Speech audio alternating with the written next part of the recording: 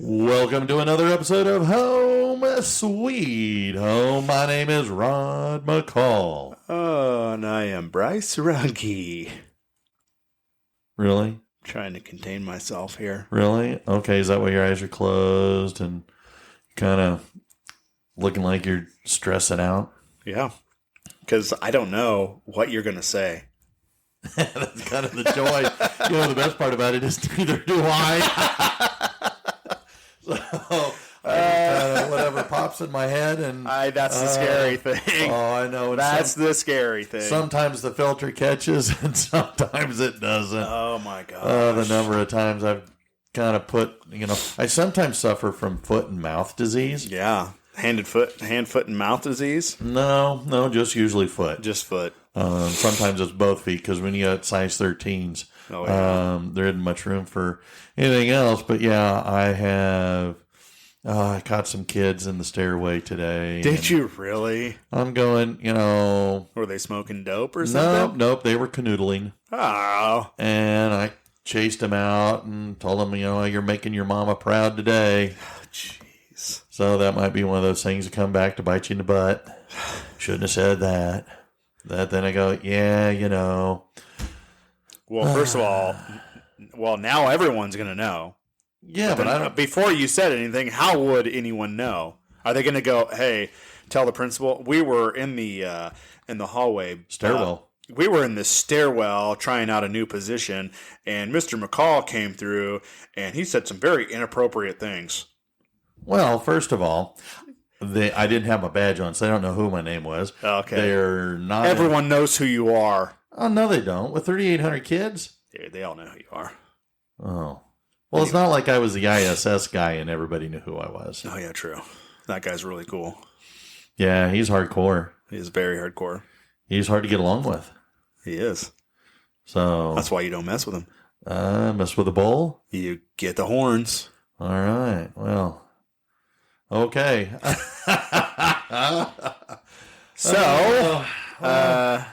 Yeah. So, not everybody is easygoing as you and I are. True or false? That is true. Very true. Okay. If everybody was easygoing like you and I, going to work would be pretty easy.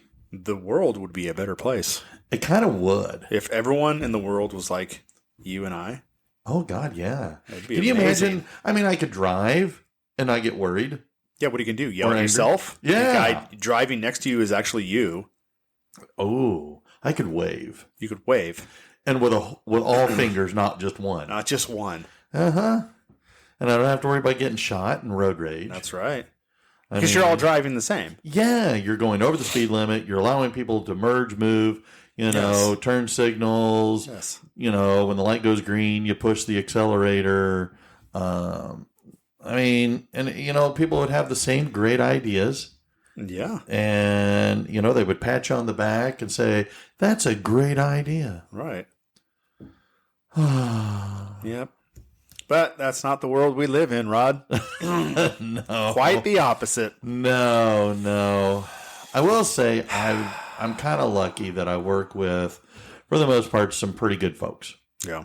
And I would say that for most of my working career, going all the way back to, 16, I've pretty much worked with good people. But I will say that there have been times where I've been at a job and most people are good, but man, there are some jack wagons out there. There are jack wagons out there, Rod. You said it. I've been a jack wagon too. What do you mean? I have been an idiot. Well, the jackwagon can be idiot. But I'm talking about the totally not being stupid, goofy. I'm talking about just negative, nasty, hateful, spiteful. The people that are jealous of you, and so they try and sabotage you, or the people that are the corporate climbers, and so they're going to sabotage you to make themselves get better. They take all the glory, none of the responsibility. Those kinds of people. Yeah, I'll say we're talking about that level of difficulty. Yeah. Yeah. And those are the kinds of people that make, whether, again, at school, the bully at school. Yeah. Because even at work, you can have a bully. Oh, 100%. In marriage, you can have a bully. I mean, we were both married to bullies. Yeah. And so, I don't know. Those are the people that kind of make life very uncomfortable. It does. It makes it makes you not want to be in the room with them. No, it doesn't. Yeah. I mean, the energy vampires, the dark clouds, the people that just go, when they walk in the room, you go, and you can feel the energy in the room just drain. Those people come in and the atmosphere instantly changes. Oh, absolutely. Absolutely. So it was that in mind that I saw an article. Don't use any names. What do you mean? Oh, I thought you were going to talk about people you work with. Oh, I was trying to help you out. No, so it doesn't no. just come out of your mouth. No. Okay. No, social filter is working very well in that regard. Okay, good. You got a double filter. You got a filter on your mic and... Yeah. Now, I mean, I used to work with this Rungy guy, and he was a real squirrel. Oh, dude. Talk about energy vampire. I hear you. Jeez. Wait, what was his name? What? Anyway, so I ran across this article, and it says how to deal with difficult people. And I thought, maybe I could get this. I don't know. Maybe I'll share it with Sherry so that she can learn how to get along with me better. But... Whoa, buddy. Whoa. We better cut now. We better cut it now. Because I'll admit, there are times where I, too, can be a difficult person to be around. I know that's a shock, but... Anyway, so I saw this article, and it's by a doctor, a lady by the name, her name is Dr. Andrea Benoit. Okay. Right? I think I said that right. Sounds great to me, man. Anyway, she is a clinical psychologist, and she's an author and a public speaker. And anyway, so she has this this article, or I guess it's a blog. But anyway, it was titled 5 Rules for Dealing with Difficult People. And I thought, wow, everybody has difficult people that you have to deal with. As a boss, as a coworker, and chances are, if you're driving right now and you look in the rear view mirror, you're looking at a difficult person. I'm sorry, I said it. And I'm not going to disagree, especially if you're the person in front of me going slow or on your phone. We have to address those people too. They're out there. They are. I'm sorry. And that's okay because we're trying to help people get better. We're trying to help people thrive. And if that includes you and I, well then, Yahoo. Absolutely. All right. So anyway, she's talking about that one of the first things we can do is kind of learn how to effectively respond. Okay. And so the first suggestion she makes is when dealing with this difficult person is to learn how to de-escalate, how to master the pause. All right. And she's basically saying that conflicts with difficult people can easily become a vicious cycle. All right. They come in, hey, and again, sorry. You okay? Yeah. Anyway, sorry. So she's saying that our goal in any situation that raises your hackles, and that's her word, not mine, you should be careful of what you say so you don't make things worse. Right. I'm really good at making things worse. Yep. I mean, I'm trying not to, but sometimes, well, as my granddaddy would say, my alligator mouth overrides my canary tail end. Anyway, so they're saying here that an effective tool to make sure that you don't escalate, you don't have that foot and mouth disease. But you de-escalate a situation is to kind of be adept at pausing. Yeah. Be careful what you say, long pauses. Try and keep your emotions in check. Recognize the emotional and physical responses that are being generated by what the person is saying. And before you respond, take a pause. So essentially, this is saying this is within your control. You have the ability to do this. Yes. Basically, it was my granddaddy. He's filled with so many sayings. He would say, think before you speak. Right. Because once you say it, cat's out of the bag. Right. But Once you what's that? I don't know who said it. I don't have a granddaddy to say this, but once you squeeze the toothpaste out of the tube or whatever, you can't put it back, right? No. That is so true. And so it's yes. Well, and this is exactly why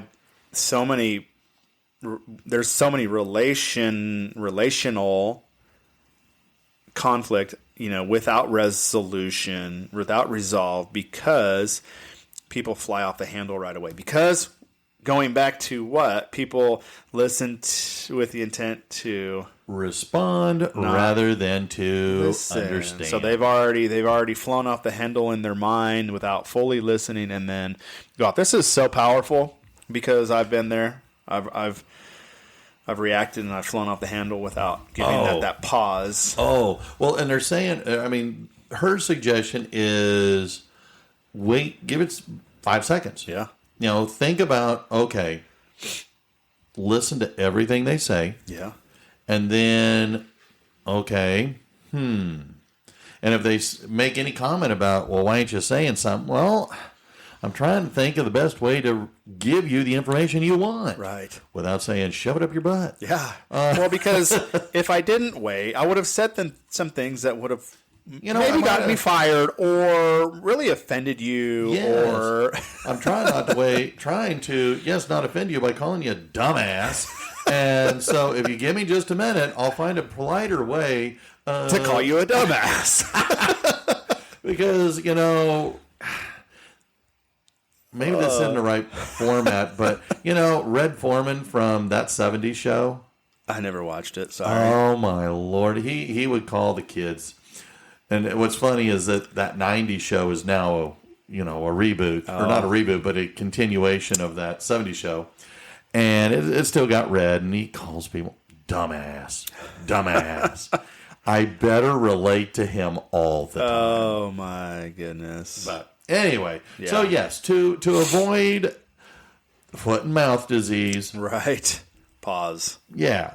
So anyway, all right. So the next thing, when you're dealing with these people, when you're communicating and talking with them, keep the desired outcome in mind. Okay. What do you want?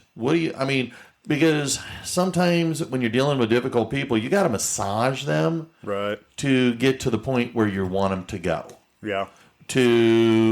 Maybe it's just to leave, the office, the room, wherever you're at and they're at. You want them to go a different direction than you. So in dealing with them, what's the best way to deal with them while getting away from them? Right. Or again, keeping in mind, what do you want to happen and move that way? Right. In the most polite, direct way. Yeah. How do we turn this into a positive? Yeah, pretty much. Essentially, okay. That's kind of how I understand it. Yeah. Because if you wind up playing their game and you start responding to them, then you lose direction. The train's off the rails, right, and now you're going a 180 from where you actually want to go. And so again, they can. now you're reacting to them instead of them reacting to you. Right. So, I think that's important to keep in mind, right? Keep the desired outcome in mind. Pause first to give that, have a desired outcome in mind. Be the better person. Be the bigger person. true. They go low, you go high. Yeah, and that's Right. not easy. There's no reason to stoop to that person's level, because when you do, that puts your character on display. Yeah, very much so. And so, again, I want this to be a positive outcome because I don't want it to ruin my day or week. So I'm going to do the best that I can to put my best foot forward to ensure that this has the best possible outcome. Sure.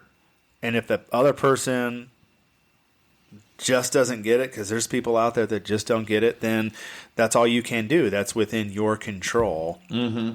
No. And that ties right in then to the next thing that she is suggesting, that when possible, rehearse. Okay. And I will tell you, I have done this so many times. When I'm going to have a confrontation with somebody, Yeah. I will kind of run through my mind. Okay, this is what I want to say. Well, what are they likely to say in response? Well, then what am I going to say in response to their response? Yeah. And kind of have, rehearse. Okay, well, I want to make sure that I say this, this, and this. I don't want to get distracted. I don't want to go down a rabbit hole. So rehearse.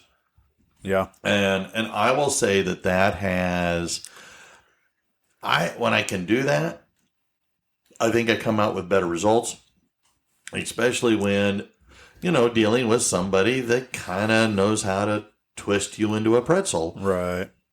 And I found just here recently, Suzanne and I, she's got work things that are going on, not all that positive. I'll have things that are going on, and we'll kind of spitball, or we'll talk, like you said, and we'll rehearse. We'll think about and go, oh, this is what I should say and whatever. And we found that, being intentional and trying to approach that manner, in a positive way, things tend to go a little bit differently than you envisioned. Not always for the worse, right? But you get off the phone or you get out of that conversation. Well, that actually went better than I thought, or that wasn't really that bad. Right. Exactly. Because I'll also do the opposite. Well, that could have went better.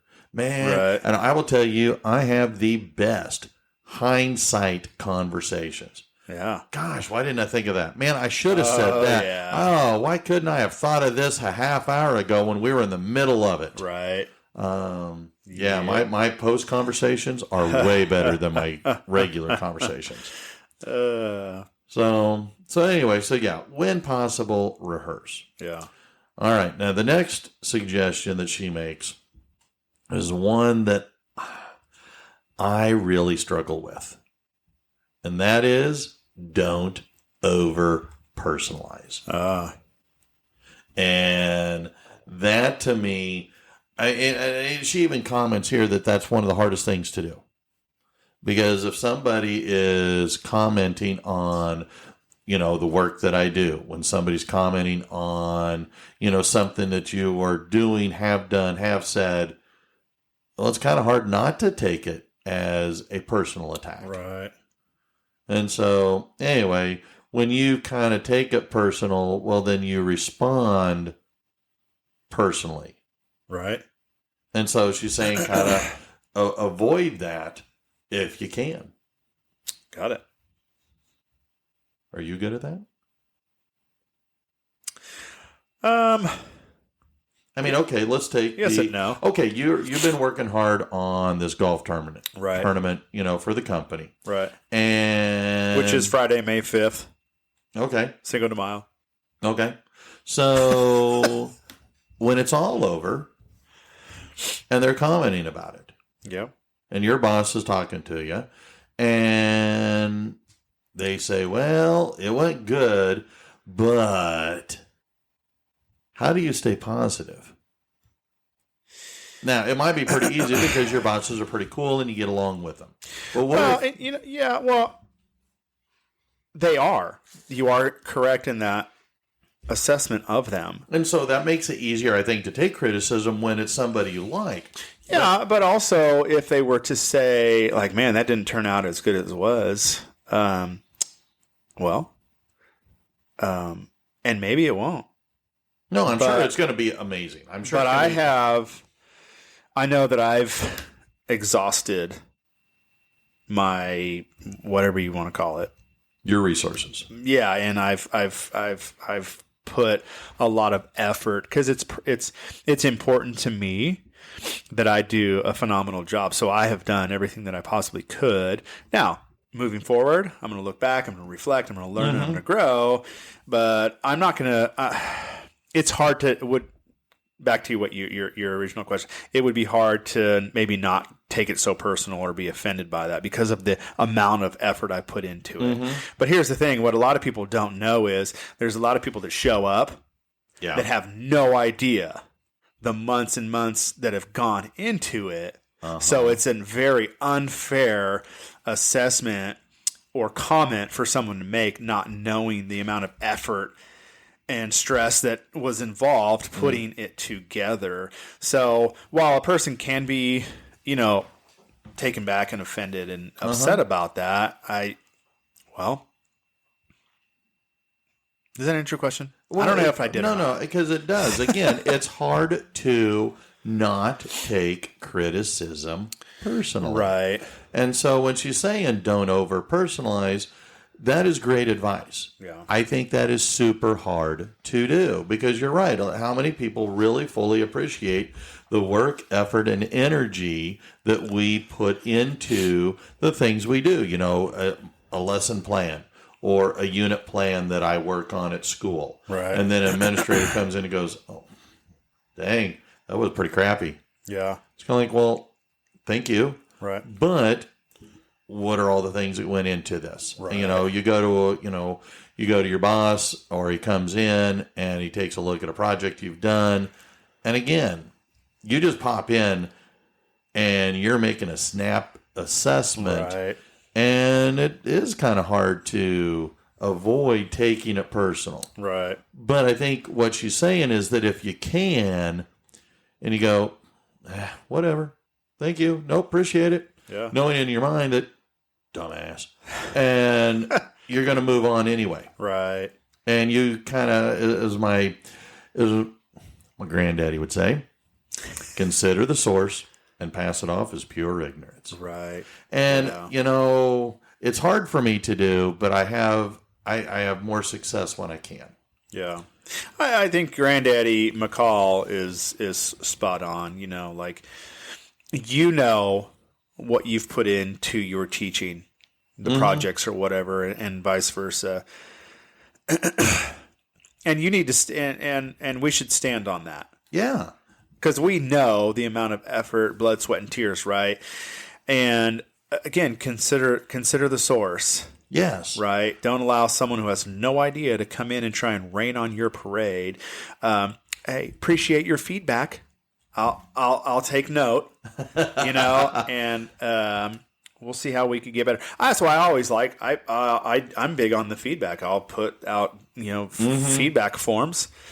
You should have a feedback jar in your room when someone comes in and be like, well, that lesson was crappy. Well, there's a feedback jar. Let me know your thoughts. Actually, that's a pretty good idea. Because that's how we do get better. Well, and that ties specifically in with her fifth and final suggestion. I'm pretty good about tying in the segue for you. You are. Man. I tell you what.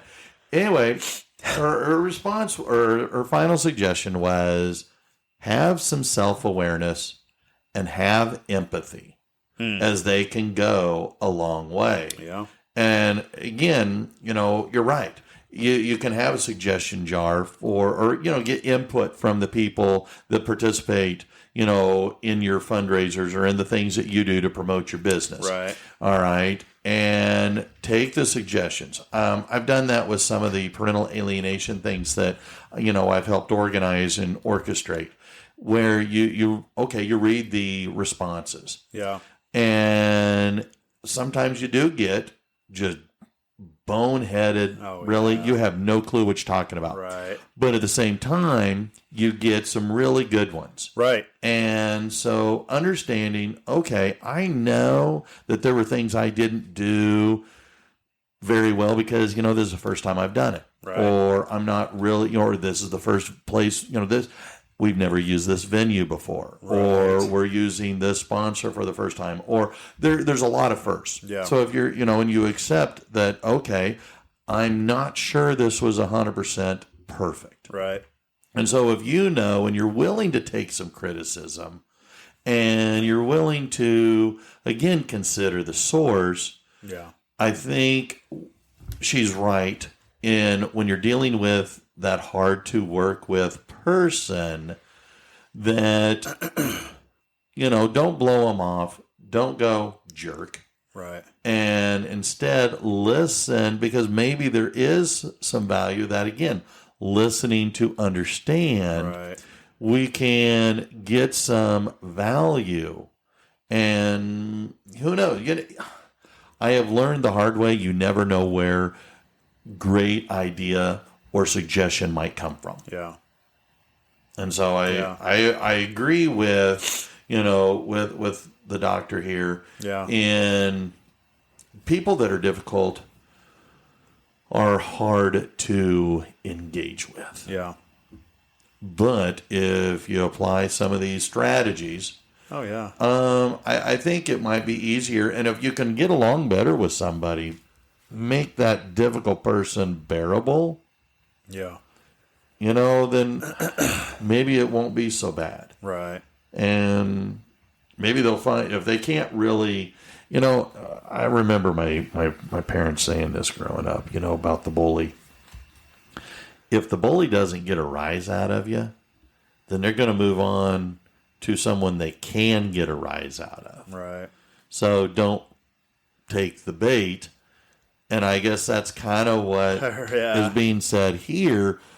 We all got difficult things to deal with.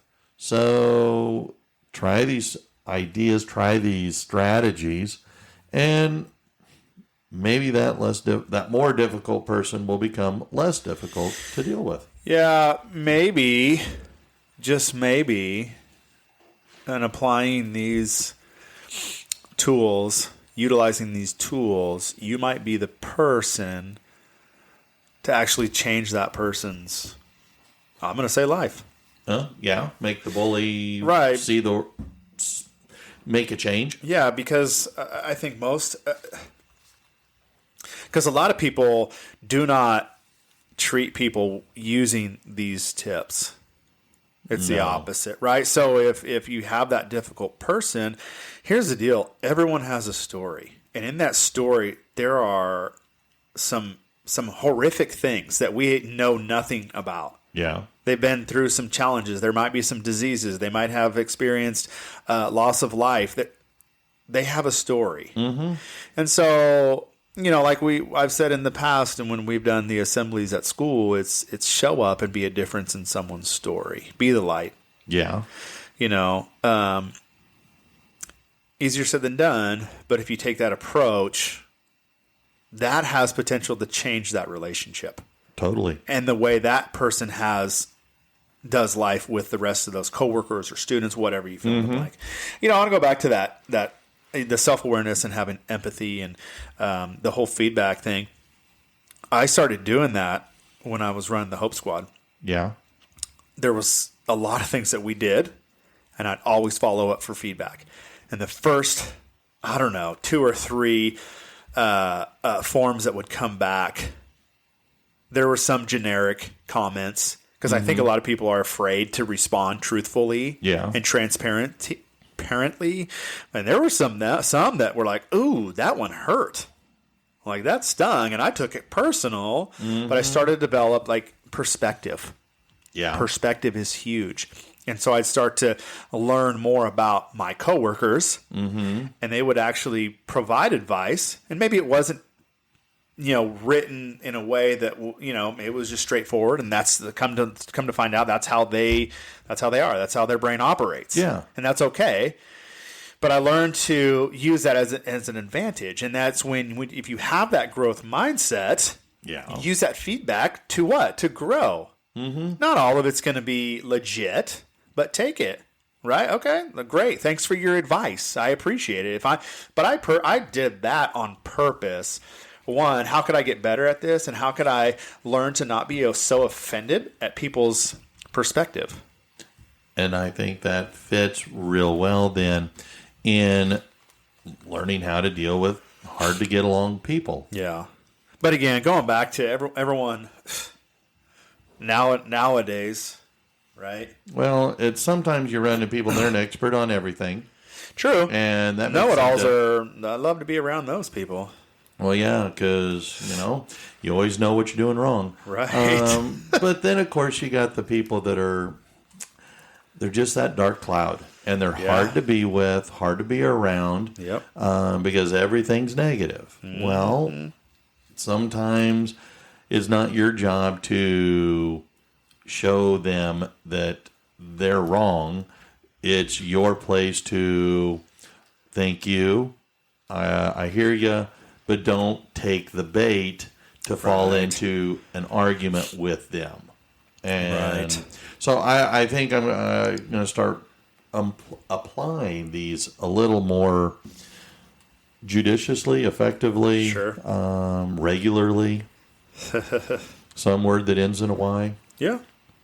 But so if you start noticing that I take a long pause between answering your questions, that might be a clue. You're like, dang, he's thinking about this one. He is thinking about this one. Well, that would be a change of pace for me because I usually just shoot first and ask questions later. True. Very true. Well, that's all I got. That's all I got. Good word today. All right. Well, then, until next time, my name is Rod. And I'm Bryce. Ciao. Bye.